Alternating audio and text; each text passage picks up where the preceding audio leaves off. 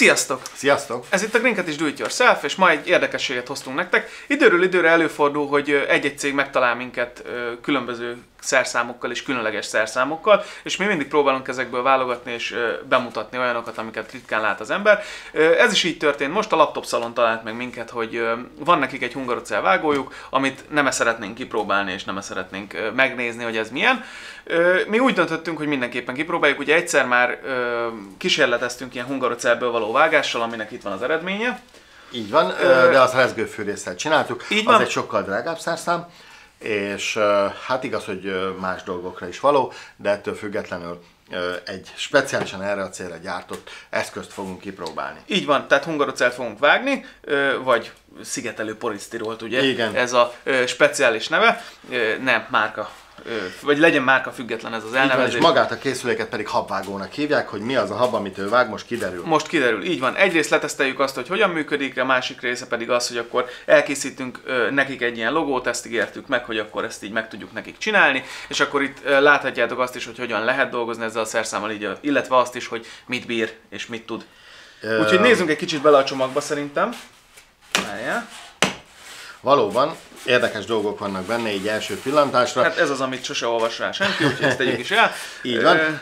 Található benne egy kisebb hegy, egy nagyobb hegy. Így van. Tehát elméletileg a vágást ő fogja tudni így, mintha rajzolnánk, és található benne egy ilyen húros vágó, amelyekkel szerintem a széleket vagy a nagyobb, hosszabb dolgokat kell levágni. Nagyjából ennyi, és ezt fogjuk tudni kipróbálni. Így van, úgyhogy most ezt szépen összerakjuk, és elkezdjük, először felvetítjük rá a logót, aztán rárajzoljuk magára a hungarocellre, és onnastól kezdve pedig megpróbáljuk kivágni. Külön mindegyik szerszámot megpróbáljuk egy kicsit használni, hogy lássuk, hogy mit tud pontosan.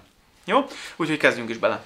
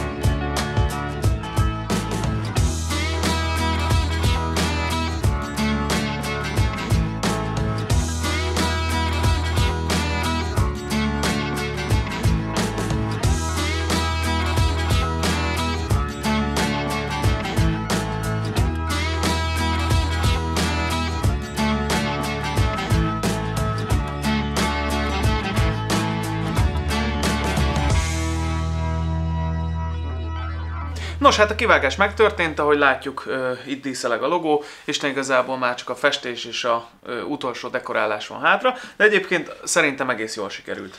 Igen, kimondottan aprólékos munkákra való ez a szerszám, mint ez erről kiderült, tehát nem a nagyobb táblák vágására, hanem a kis apró betűk és egyéb kivágására. Ez nagyon jó dekorációra és minden egyébre. Igen, modellezés, dekoráció, ehhez mind alkalmas, szerintem. Így van, amint lehetett látni, van hozzá lyukasztó, ami üregekben tud kivágni, tehát minden ilyen dologra szerintem alkalmas.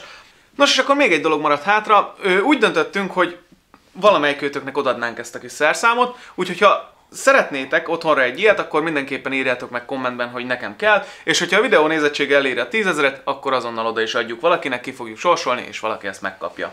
Így van, nem elérhetetlen az a szám, hiszen manapság 16 000, 17 000 közeli feliratkozónk van, akiből ha mindenki megnézi, akkor javában túl leszünk ezen a számon, de hogy minél hamarabb meglegyen, ez nem árt biztatni másokat is tovább küldeni a videót, és akkor annál hamarabb sorsolunk. Így van, és amint megvan, jön a sorsolás, és valaki megkapja. Úgyhogy ennyi volt mára, ezt szerettük volna mutatni, és találkozunk legközelebb. Sziasztok! Sziasztok!